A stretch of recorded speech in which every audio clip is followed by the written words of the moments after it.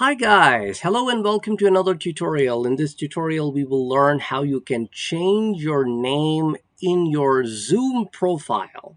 One way to change your name is during the meeting, during the call, you can click the three dots on your profile and rename right there and then in the middle of the Zoom meeting.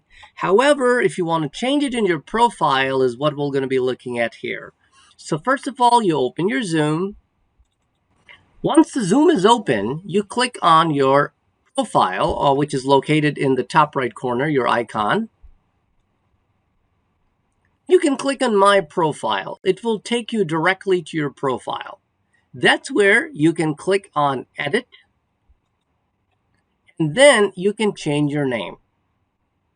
Once you make a change over here and save changes, those changes will be reflective next time you are in Zoom.